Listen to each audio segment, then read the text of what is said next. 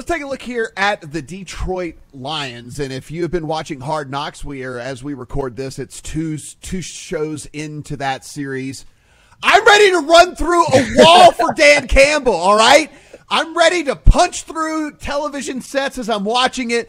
I don't care, man. I understand. Listen, and I say this jokingly, however, it does go back to last season, right? Like, he became a joke at the very beginning because of that opening press conference where he started talking about biting kneecaps and snapping ankles and all the different things like that or whatever.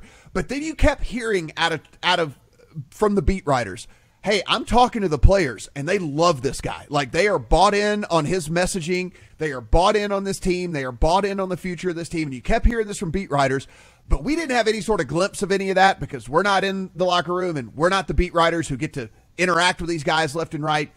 And now we've been taken inside the locker room, and you do kind of see what they're talking about. Now, listen, is that going to equal any wins? I have no idea. But you can certainly understand, whereas Urban Meyer, you heard right off the bat, completely lost that team. They had no respect for the dude.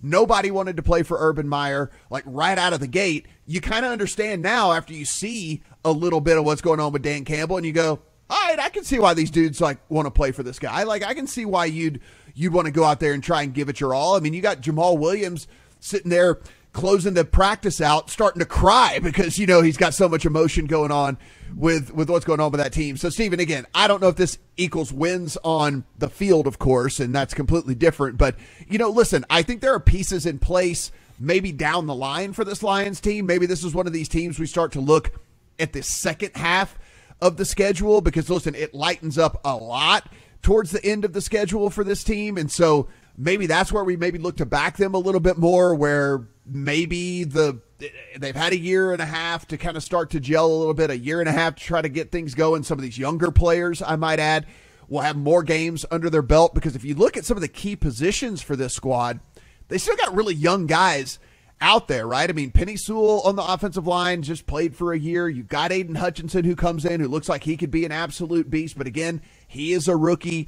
You look at the wide receiver position, your leading receiver last year was Amon St. Brown. He was a rookie. They bring in DJ Chark, so he's in a new offense.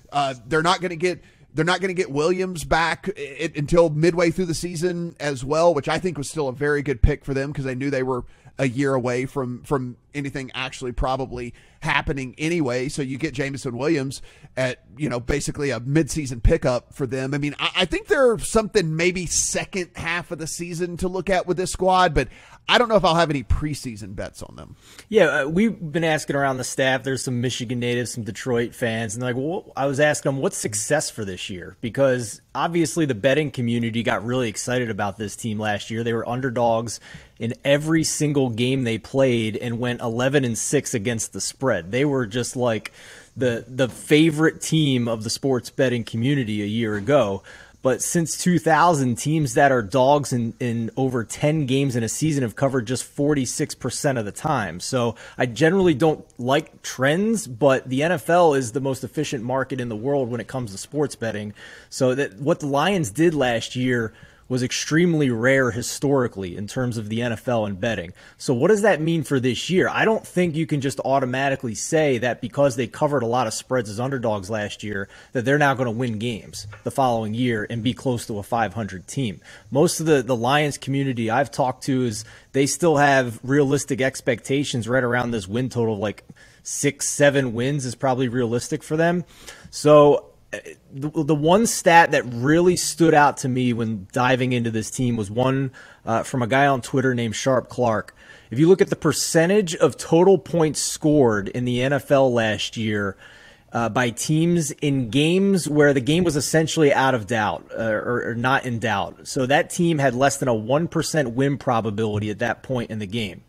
And the Lions scored 19% of their points a year ago when they had a win probability of less than 1%. Like, that is extreme garbage time work by them. And the next closest team was 16%, the Giants. The Jets were at 15%, Jaguars at 11%, and the Texans were at 8%. So, yes, they started 0-8. They switched play callers from Anthony Lynn to Dan Campbell and were better the rest of the season.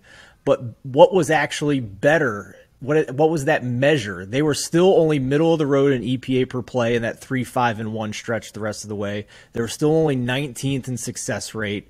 They were 7th in EPA per pass. I think Amon-Ra St. Brown was a huge addition in that regard. And I do like Dan Campbell's aggressiveness. He's not afraid to go for it on 4th down, so that could lead to a little bit more variance and maybe getting the higher end of the ceiling here. But the talent, Matt, is still lacking in very important position groups, starting at quarterback and also on defense. This is a bottom 10 unit in both the front 7 and the secondary. So, yeah, I'm going to be interested to back them as sizable dogs week to week. But in terms of optimism for the season and taking overs on win totals or division odds or anything like that, I can't get there with them. Adam, we're sitting at 6.5 wins as their win total right now. If you did want to play an alt on these teams, there's a under 5.5 at plus 165. There's an over 7.5 at plus 165. If you look at this schedule, and bear with me, but you've got the Commanders, you've got Seattle, you've got Miami that may or may not be good. We don't really know. You get Chicago twice. You've got the Giants. You've got Jacksonville. You've got the Jets. You've got Carolina. There are 9 winnable games on this schedule. Now, are they going to win all of them? Absolutely not. Are they going to mess around and beat some team that we think is going to be really, really good? Probably not either. But 9 winnable games, in my opinion. And I'm actually a little bit lower on the Patriots than most people, so I would almost even throw 10 in there as 10 winnable games on this schedule. Is 6.5 wins too low for this squad, or is Jared Goff just not it's so uninspiring that it's hard to pull the trigger?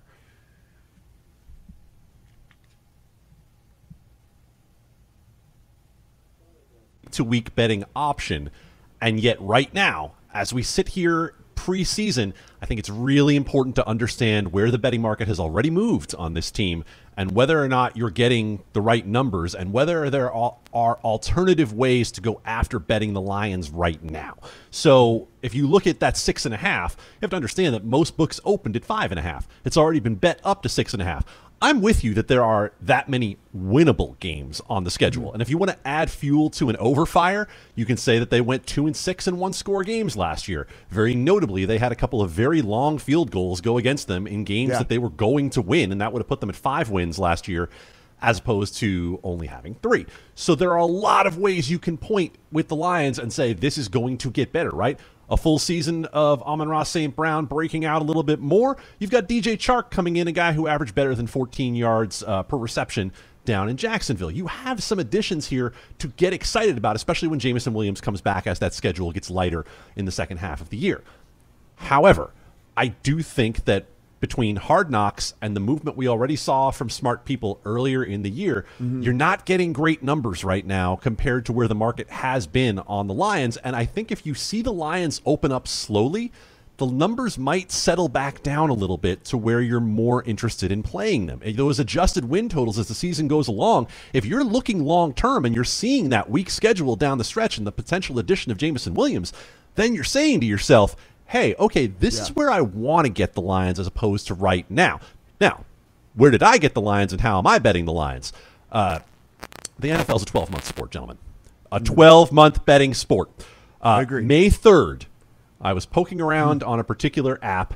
Matt, I believe I texted you on this night and said, Dan Campbell at 6-0 to 1 for Coach of the Year? Yeah. I bet it for $25 just to put my finger on the mousetrap and see, okay, are they going to take this, right? Yeah, and they did. And I came back with another 25, and they rejected it. I came back with 20, they took it. I came back with another 20, they moved it to 45. So Dan Campbell at Coach of the Year, 60-1. Here's what I believe. Matt, you just said 9 winnable games, right? What's the 7 seed in the NFC's record going to be this year? Yeah, 9-8. Right. 9-8, maybe 10-7 at best. Yeah. Like 9-8, I think is a reasonable wild card for the 7 seed in the NFC. If that's the Detroit Lions after Hard Knocks and after all of the Dan Campbell love, he's going to be right in the mix when it comes to Coach of the Year voting for getting a 6-win improvement out of this team. Right now, obviously, I'm talking about a number you can't get anymore because what's the market? 16-1 in most places on Dan Campbell for Coach of the Year. One more thing I'll throw at you if you want to look at how to bet the Lions early in the year. I'm looking at week 2. We've already seen the line shorten up on them down to near a field goal against the Eagles at home. That opened 4.5 in a lot of spots. But if you look at week 2, they're sitting there as a 2-point home dog to the Carson Washington football team, don't call them the Redskins Commanders, coming into Ford Field.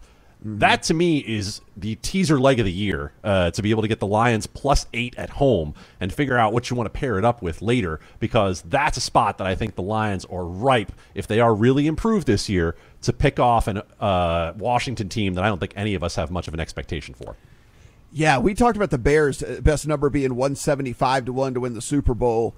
I mean, you can find a 150-1 on the Lions. Listen, neither one of them are winning the Super Bowl. I mean, but if you just want to have, if you're a home team guy, if you just like to have a bet on your home team every single year, I would much rather have a 150 on the Lions in my account than a 175 on the Bears. That is for damn sure. So I would be all over that if that's one of the things that I just kind of like to do on a year-to-year basis. In the NFC North, best number you can find is at DraftKings at 10-1. For them to win the NFC North. I don't like going that direction either, because I do still think that the Packers and Vikings are still a good year ahead of these teams. I do think Packers are on the downslide here a little bit. Might be looking at the Lions for something like this next year, but 10-1 on them. Best you're going to find 150-1 to them on the Super Bowl. I mean, guys, I look at this and Adam, I think this is you brought up a really good point here.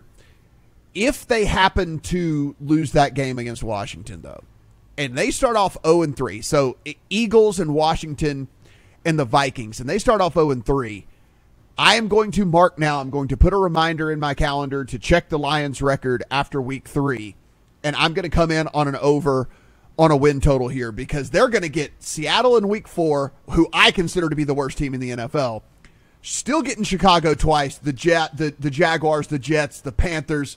I mean, all of these games right here. And if I'm going to get an over 4.5 or something like that on this team at that point, you better believe I'm going to come in all day long in this Lions squad. Still think they're a year or two away. Need a quarterback for sure. Jared Goff's not the future, but I do think that this team is heading in the right direction.